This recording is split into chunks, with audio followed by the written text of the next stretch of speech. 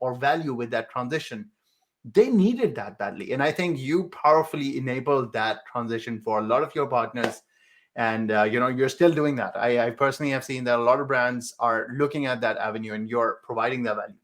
Can you tell me about that transition back from India and then till now? Sure. Let me try to distill it down to a couple things that are relevant to those who are watching, right? Yeah. Um, so first of all, there is a grieving process, right? When you lose something, when you leave something, it hurts. I'm not going to pretend like it just was like I went from one launch pad to another. Like when I left Ireland, I was devastated. I felt like I'd lost not just opportunities and job, but just family, like friends and community and all of that. And I think you need to take time for that. But then comes a period of kind of exploring the present. And for me, what that meant was throwing things and seeing what sticks on the wall, right? So I love playing the piano. And so I started like playing a lot of piano on Instagram and just seeing what would come of it. I love making puzzles and doing Lego. And so I was doing that every day, every day. I went back to getting really, really fit and playing tennis consistently and sports and working out and playing around with that concept as well.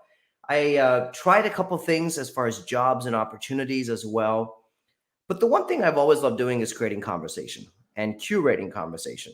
And even though I couldn't be on stage with the pandemic and all of that, the question is, what could I do? And of course, there's the wonderful world of social media. And so I hadn't figured out about StreamYard and all that cool stuff at that point.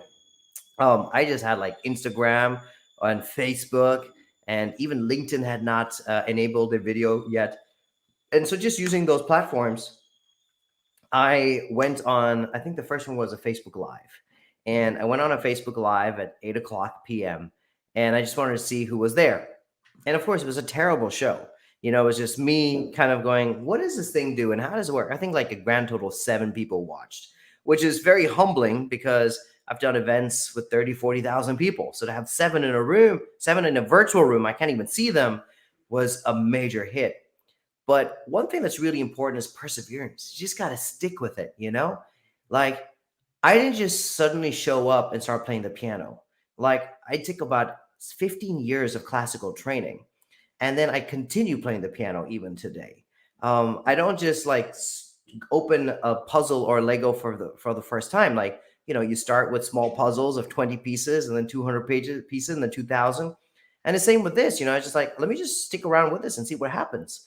And so 7 people. Then the next day I went on Instagram. I think we had like 12 or 13 people. And I was like, I wonder if I can combine these two, because combined I get about 20. So I started Googling options and I found one. And then I realized, wow, you can use things like StreamYard and others and create some visuals. And you had a cool countdown before we started. And look on the bottom, you got this ticker that says you can follow us on Instagram. And I was like, man, this is amazing. But I made a decision. I was going to do 40 live shows and just stick with it and then make a call at the end of it. And here's the thing. At the end of the 40, I learned so much just because I dared to start simple. And I didn't just give up.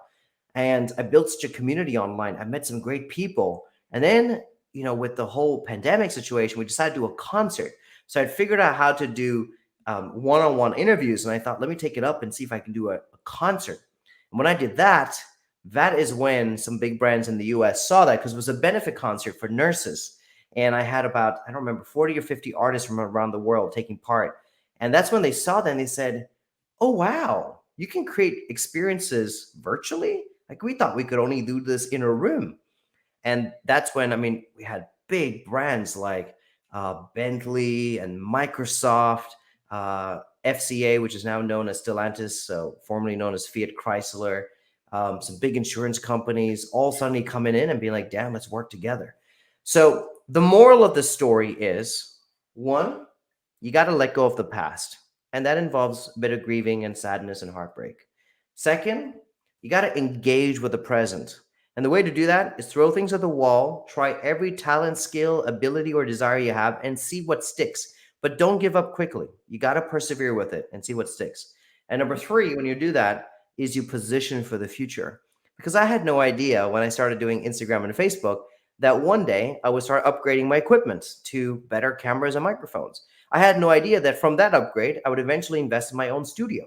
Then I had no idea when I got my own studio that I'd build a green screen studio where we could do virtual sets. I had no idea then that we'd start hiring graphic designers and others to build these digital assets and media assets are required. At that point, I had no idea that with the travel, I'd have to build similar studios in Munich and Dubai, and all of a sudden be back to traveling again, except now between studios.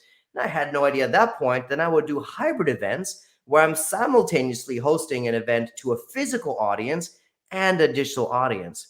But this is all about, when you engage with the present and you stick with it, you do position for the future. And you and I, before we even started, we're talking about metaverse. And that's something else. Like right now, I'm just dabbling with a football game in the metaverse, but I have no idea where that goes. Let's see. Breaking the rules, I don't need you, I got my own bag. I ain't afraid.